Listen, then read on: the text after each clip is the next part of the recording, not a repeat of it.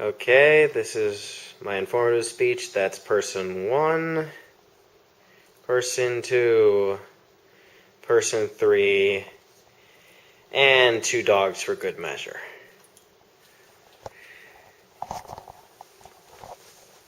Zoom in, zoom out. Just make sure you get most of me. Okay.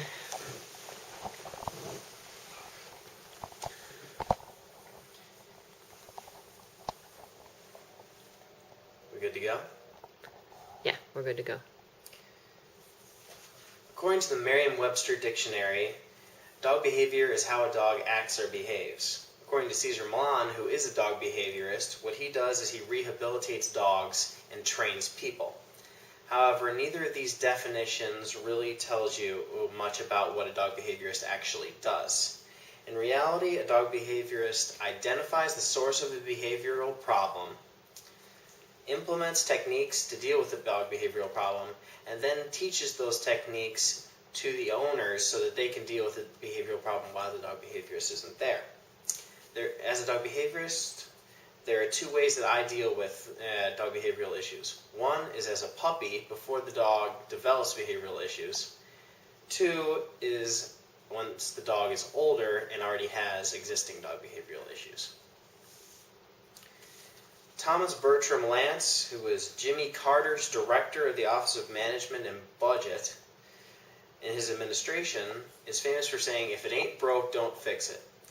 I don't know if that's true from a management and budget perspective, but I can tell you from a dog behavior perspective, that's a very short-sighted point of view.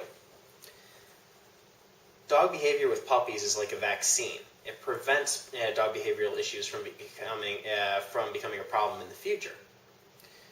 The most common vaccine that dog behaviorists use is dominance. However, unless owners are properly trained in how to establish dominance, they can actually create the exact opposite of what they want, and that dog behavioral issues will develop. That's where dog behaviorists like myself comes in.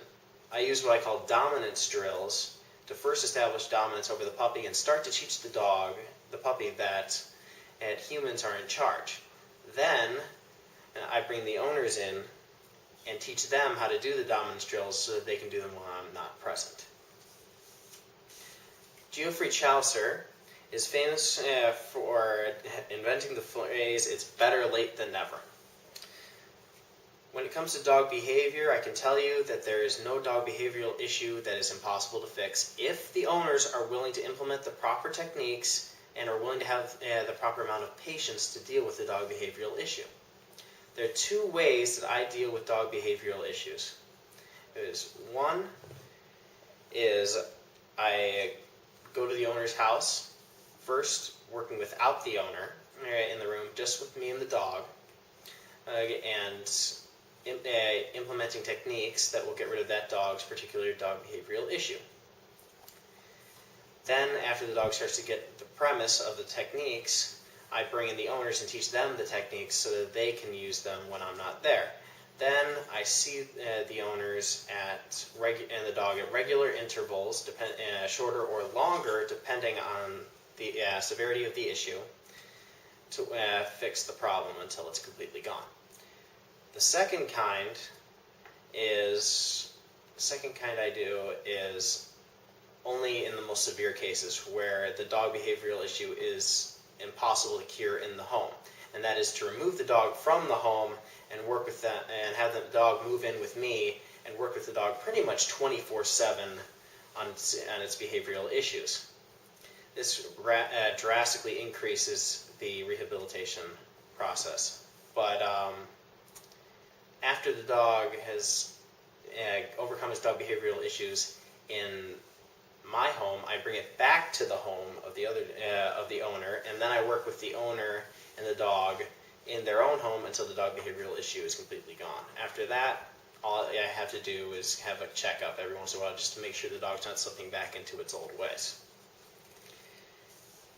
In 1870, George Graham Vest created the infamous saying, "Dogs are man's best friend." However, sometimes dogs need our help to be able to become our friends.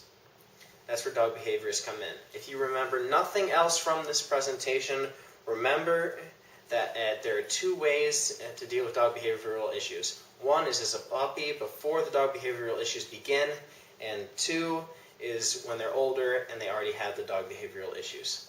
Thank you.